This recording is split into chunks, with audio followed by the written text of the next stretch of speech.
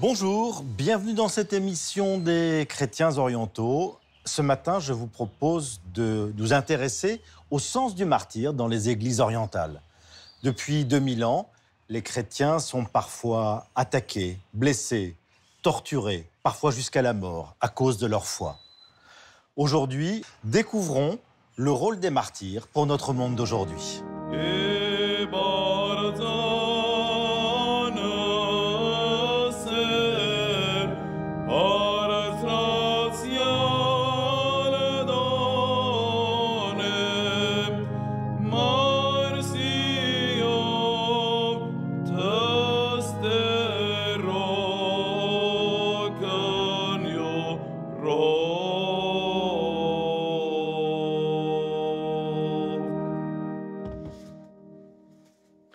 Alors, le martyr, dans la forme la plus traditionnelle, c'est à peu près toujours celui qui se sacrifie et qui finit par mourir pour sa foi. En réalité, cette conception du martyr est un petit peu réductrice, puisque en réalité, le martyr, c'est tout chrétien, tout baptisé, qui témoigne d'une manière ou d'une autre de sa foi. C'est celui qui est dans une recherche quasi permanente, on va dire, de la proximité de Dieu. C'est celui qui vit conformément aux enseignements des évangiles. Saint Paul nous dit que pour le Christ, on meurt tout le jour. Alors ça, c'est un martyr qui a toujours le choix entre la vertu, le commandement de Dieu et le monde, le péché, le plaisir. Alors c'est un choix. Le martyr, c'est quelqu'un qui persévère dans le Christ, dans la foi du Christ. Il est en Christ. Rien ne le sépare du Christ, même la mort. En langue arabe ou bien les langues sémitiques, même syriaque, on a le même verbe qui découle pour dire voir, pour dire témoigner et pour dire donner sa vie pour les autres. Alors c'est le même verbe, shahada. Et stashhada, donc c'est quelqu'un qui il a bien vu, il a bien expérimenté les choses jusqu'au moment où il est devenu capable d'être un petit peu, de suivre son maître, Jésus-Christ, qui est le premier martyr et le martyr, L majuscule et M majuscule. Le martyr chrétien, ça n'est pas un kamikaze, c'est-à-dire que ce n'est pas quelqu'un qui, sciemment, volontairement, va se faire tuer pour une cause. Donc, il ne cherche pas à donner la mort, il ne cherche pas à se donner la mort. C'est l'amour du prochain qui légitime, qui justifie, qui explique cette volonté de martyr. Le martyr ne doit pas être cherché, au contraire, c'est la vie qu'on cherche. Mais le martyr peut être un don exposé à nous, donc qui nous met dans une situation et qu'on l'accueille, non pas justement pour gagner quelque chose, mais comme conséquence de cet amour qui s'est développé en nous, comme à l'image de Jésus-Christ qui a vécu. Donc, vous voyez, c'est le divin qui se marie avec l'humain.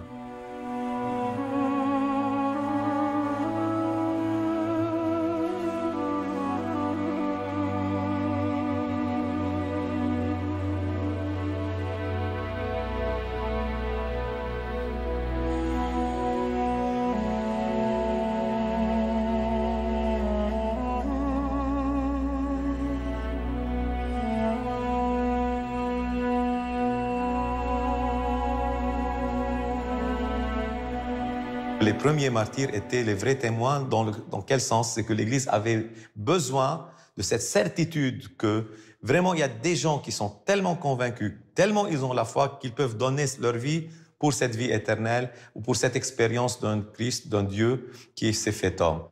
On peut considérer que le martyr, le témoignage, est à l'origine même du christianisme. C'est-à-dire qu'on est témoin du martyre des premiers apôtres, Pierre, Paul, pour les plus connus, Mais par exemple, l'Église d'Arménie, alors les Arméniens sont très fiers d'avoir proclamé les premiers que l'Arménie était un État chrétien, mais ils ont commencé par martyriser les 2 apôtres qui sont venus, Thaddée et Barthélemy, qui sont venus en Arménie, ont été lapidés, écorchés vifs et martyrisés. Les Coptes, ils ont trouvé que l'ère de l'empereur Dioclétien était la période la plus farouche, la plus sévère contre le christianisme, où il y avait beaucoup de martyrs. Alors, ils ont dit, on va commencer à zéro notre calendrier, on va l'appeler calendrier des martyrs. C'était le commencement de l'ère ou du règne de l'empereur Dioclétien, 284. Et c'est un honneur pour l'Église copte que son calendrier, c'est le calendrier des martyrs. Parce que on dit toujours que le sang des martyrs irrigue les semences de la foi.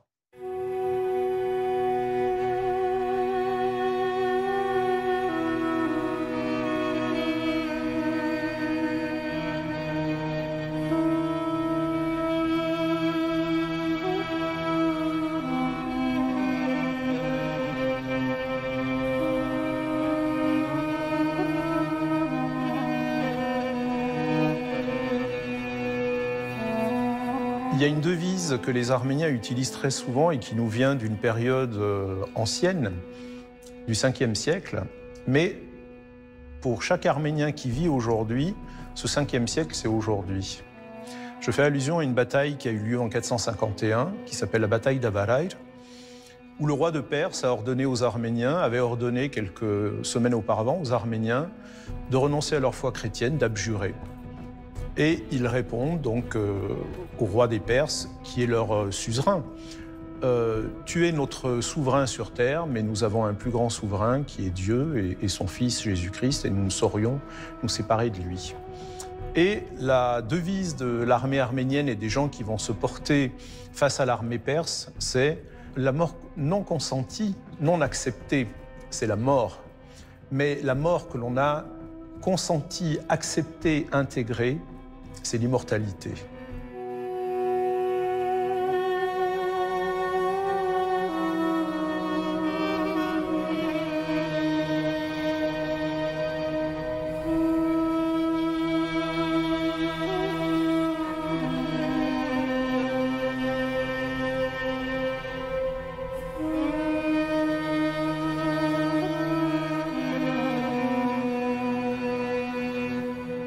Les 40 martyrs de Sébaste sont sans doute, font partie des saints et des témoins les plus populaires chez les Arméniens. Ce sont des légionnaires romains qui étaient stationnés à Césarée de Cappadoce. L'un décide de devenir chrétien. Le chef de la Légion lui demande d'abjurer, de renoncer et de lui sauver la vie s'il renonce. Et donc ce légionnaire romain refuse. Alors on le met sur un lac gelé et il meurt de froid. Alors le centurion a fait chauffer de l'eau au bord du lac et il lui dit, tu vois, si tu renonces à ta foi chrétienne, eh bien tu pourras venir te réchauffer et tu auras la vie sauve. Et ce soldat refuse et meurt sur la glace. Un autre soldat va prendre sa place. La même chose se produit et se répète ainsi 39 fois. Ce martyr, on va dire des 40 martyrs, est quelque chose qui est assez particulier quand même dans cette période de l'histoire où, dans l'armée romaine, on n'imagine pas que des soldats puissent désobéir. Et donc je pense que pour les chrétiens, c'est quelque chose de très fort, c'est-à-dire que ça prouve à quel point ces gens-là font primer leur foi, leur adhésion au Christ sur tout le reste. C'est un exemple, bien sûr, pour tous les gens, que ce soit le persécuteur ou que ce soit pour les gens qui regardent la scène du martyr. Dans les histoires, vous voyez qu'il y a beaucoup de persécuteurs qui ont cru. Quand même Dioclétien, eh bien, il a cru à la fin de sa vie. C'est un témoignage pour aider les gens.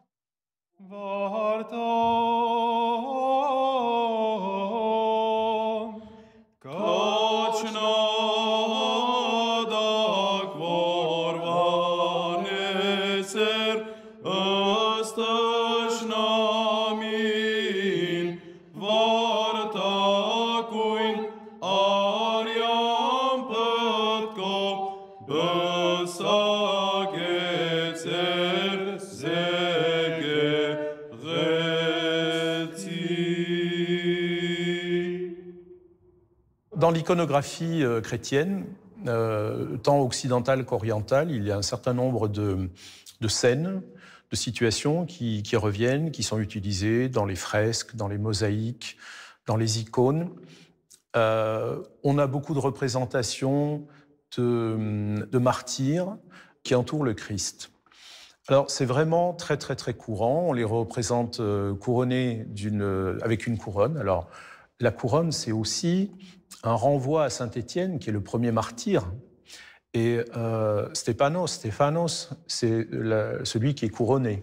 Donc, à l'image de Saint-Étienne, que l'on appelle dans la tradition orientale surtout le proto-martyr, le premier des martyrs, tous ces gens-là ont soit une auréole, mais surtout une couronne qui symbolise donc leur martyr, c'est-à-dire le fait qu'ils se sont donnés au Christ et qu'ils accompagnent le Christ.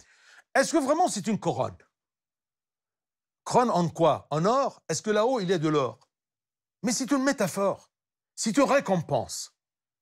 Mais Dieu, qui s'adresse à des êtres humains, il leur dit que ça sera une couronne. Mais est-ce que c'est vrai une couronne? On ne peut pas savoir. C'est quelque chose de spirituel qui nous dépasse. En arménien, par exemple, lorsqu'on parle de ces martyrs, on dit ils ont été couronnés. Et on ne dit pas plus, on dit ils ont été couronnés, Besagvetsan. Et c'est sous-entendu par le martyr. Ils sont déjà dans le royaume de Dieu.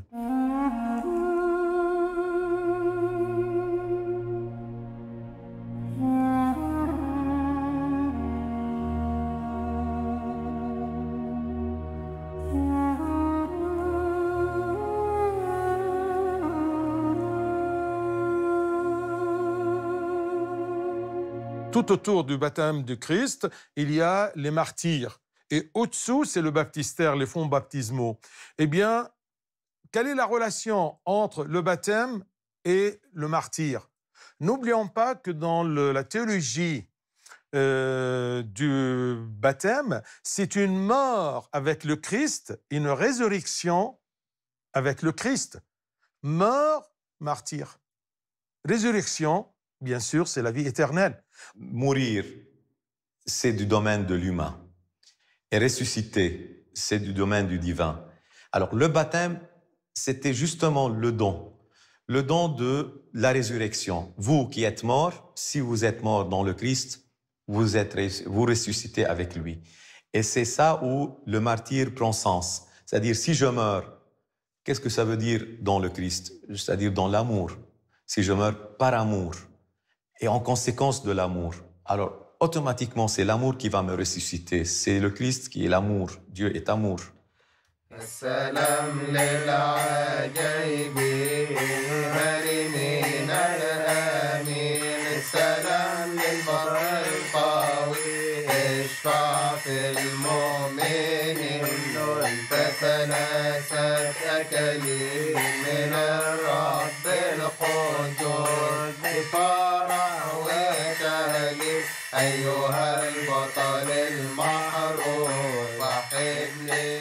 Il y a des martyrs très populaires dans notre Église, comme dans chaque Église. Les facteurs qui ont mené à ça, c'est la popularité. Saint Minas, c'était un soldat qui avait devant lui le choix.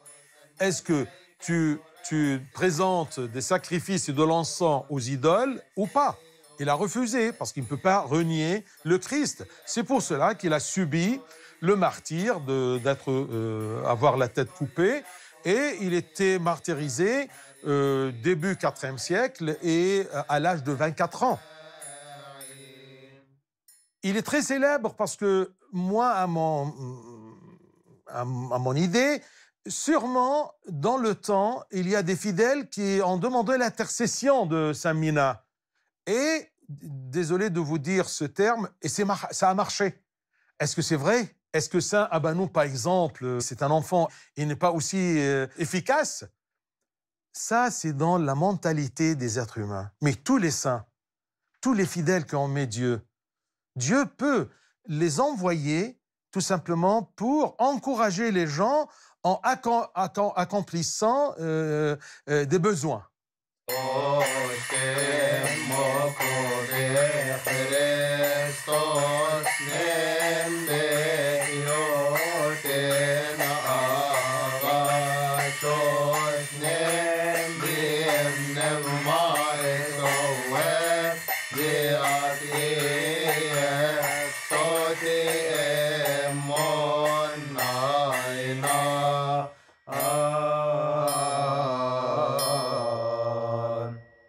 Dans l'idée de beaucoup de chrétiens, il y a sans doute le fait que l'intercession d'un saint est importante, d'un martyr est importante, parce que ces gens-là ont cessé quelque part d'être des hommes et des femmes ordinaires, et que ça peut être bien de s'adresser à eux, et que sans doute ils ont plus qu'eux-mêmes l'oreille de Dieu.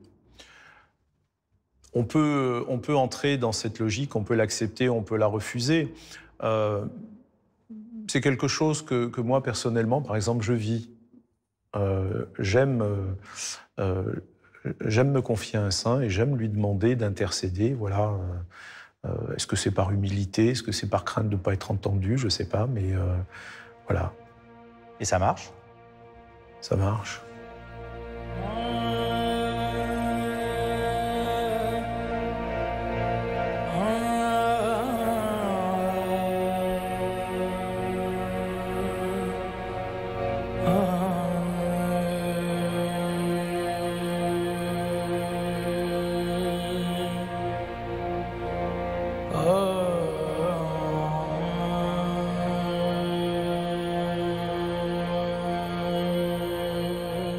La question d'intercession, je ne veux pas matérialiser la chose, c'est comme si les martyrs sont là-haut, ils reçoivent des commandes. Non. Tous ces rituels de citer et de commémoriser les martyrs, c'est pour établir ce lien entre l'Église combattante sur terre et l'Église triomphante là-haut dans les cieux. Quel est le rôle des martyrs dans les cieux? Il n'y a aucun rôle aux cieux dans la vie éternelle que louer le Seigneur.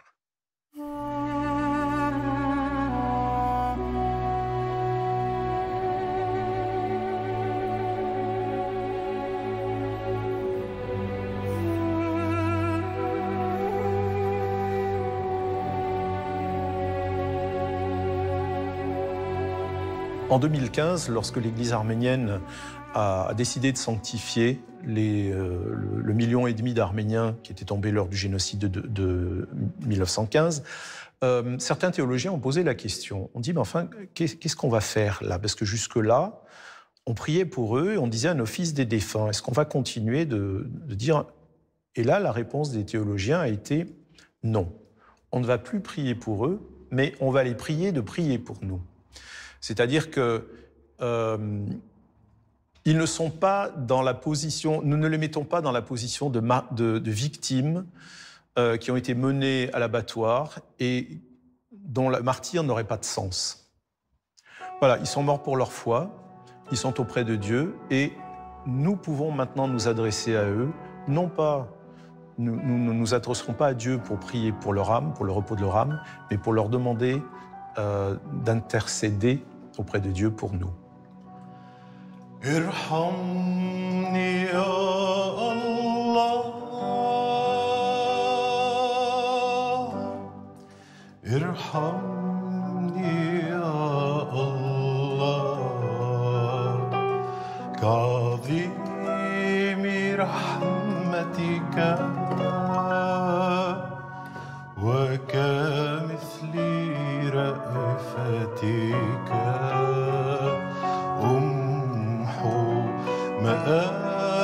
مآثمي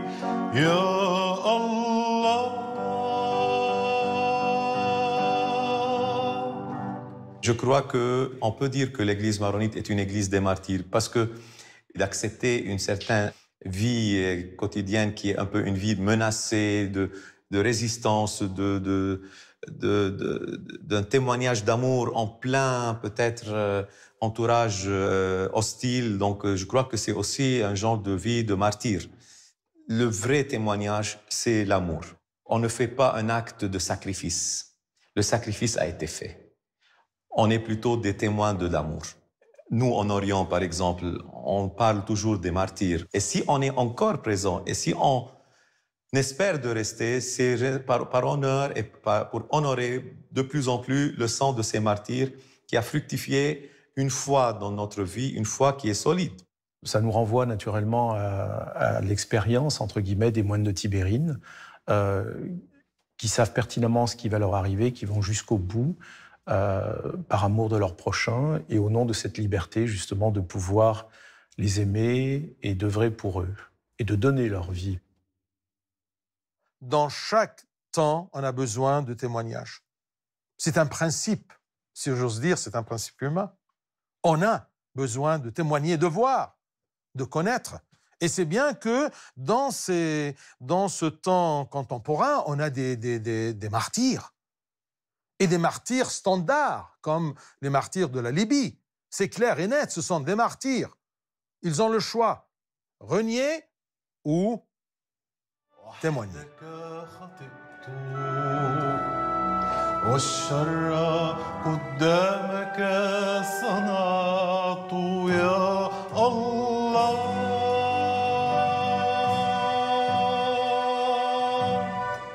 Ce qui s'est passé dans l'église de Saint-Paul et Saint-Pierre au Caire, c'est bien sûr un islamiste qui est rentré avec une explosion et durant la messe, il était explosé et il y a des gens qui sont morts. Ils sont là, ils sont tués pour le nom du Christ. Sûrement, ils sont des martyrs. Et pourquoi Dieu a permis qu'ils meurent? On ne peut pas juger. Le martyr, c'est quelqu'un qui aime Dieu. Il meurt pour Dieu. Est-ce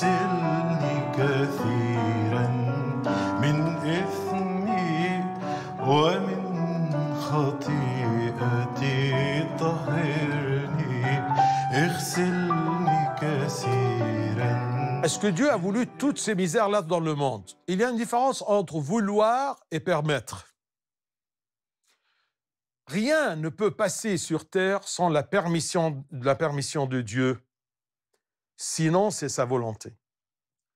Parce que si quelque chose passe par hasard, dans le christianisme, on ne croit pas dans le hasard. Parce que si il y a un hasard, il n'y a plus Pantocrator. Le Pantocrator, c'est quelqu'un qui contrôle. C'est Dieu qui contrôle tout. Alors, s'il y a des choses qui passent au-dessous de sa barbe, il n'est plus Dieu.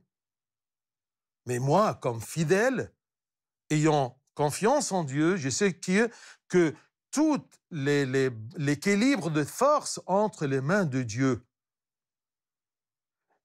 Dieu, il permet beaucoup de choses. Et ça sera toujours pour notre bien. On a confiance en ça. C'est pas justement une décision humaine. Quand on va au martyr, c'est vrai qu'il faut qu'on choisisse ça librement, qu'on ait une vie déjà spirituelle qui nous a emmenés à accepter, à être profondément liés à la foi et à témoigner de l'amour de Dieu.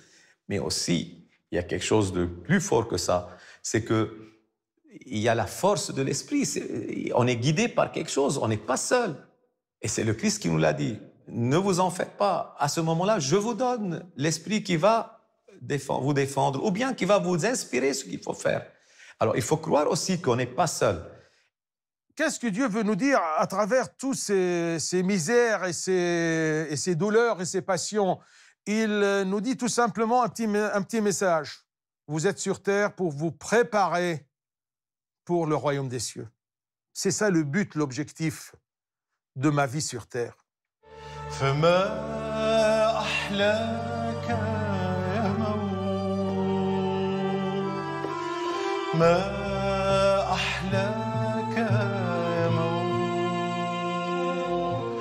حين أكون مع المسيح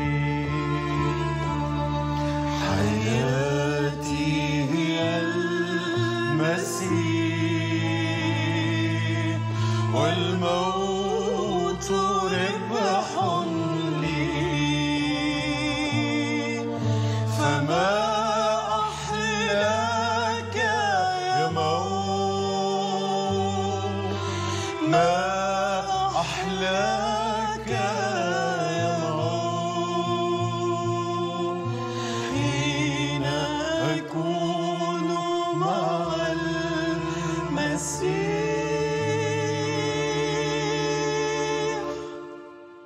Imaginez-vous que le Christ nous dit, et même l'heure vient où quiconque vous fera mourir croira rendre un culte à Dieu. Vous, c'est nous, les chrétiens.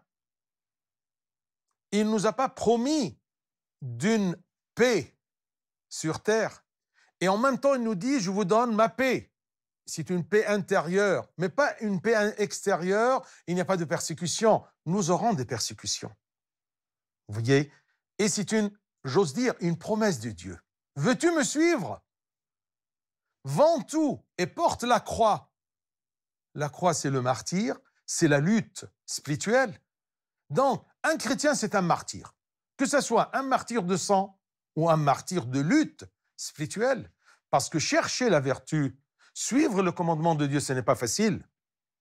Et si ça mérite aussi de donner sa vie ou bien ça exige d'un don de soi, alors là, on devient chrétien dans tout le sens, c'est-à-dire on devient un peu l'image du premier martyr, le Christ lui-même. Donc on s'unit à son sang et à son corps et à sa mort, et vraiment on s'unit à sa résurrection. Mais nous croyons, ça fait partie, fidé, c'est donc la fidélité, ça fait partie du viatique du chrétien, c'est-à-dire que voilà, ces gens-là, d'abord ont eu cette action, ont eu ce témoignage, ils ne sont pas morts pour nous et ils continuent de nous inspirer. Je crois que ça, c'est très important. Pourquoi Dieu a voulu y avoir des témoins dans le monde? Pourquoi il a voulu envoyer ces témoins? Et non pas seulement pour baptiser et faire plus de chrétiens pour qu'on puisse entrer au paradis. C'est pas ça. C'est avoir des témoins que ce monde-là peut être un monde de paix. Le royaume de Dieu peut commencer maintenant. Il est déjà là. Alors, il faut le fructifier, il faut le lancer, il faut vraiment trouver ses fruits et essayer de témoigner que l'amour peut vaincre le mal. Eh bien, c'est notre rôle et le rôle de beaucoup d'autres non-chrétiens de bonne volonté, les gens de bonne volonté qui le font d'une façon ou d'une autre, comme Gandhi, comme beaucoup d'autres. Alors, oui, on est là, c'est nous, c'est à nous, c'est notre devoir, puisqu'on est les témoins de cet amour. Lui, il a fait ce qu'il a à faire. Si j'accepte de mourir, c'est pas en condamnant celui qui me tue et en se vantant comme quoi, moi je suis le saint, lui il est le méchant. Non, pardonne-lui, parce qu'il ne sait pas ce qu'il fait. Et c'est là où le martyr, autant que possible, quand on arrive à imiter le Christ, alors il faut aller jusqu'au bout. Même si je meurs, même si vous allez me tuer, je veux vous vaincre, parce que je vous aime. يومتها لبست أمي تياب لحدا وتركوها لحالها بليالي الأعياد تتفرج على صورتي وعتيابي الجداد وتصرخ لله بالسماء. Alors, en Égypte, il y a une date rouge. Alors, on dit que la date elle-même, c'est le symbole du martyr. Parce que c'est rouge, c'est le sang. Quand on ouvre une date, c'est blanc de l'intérieur. C'est un cœur blanc. Et au milieu, il y a le noyau de la date très dur.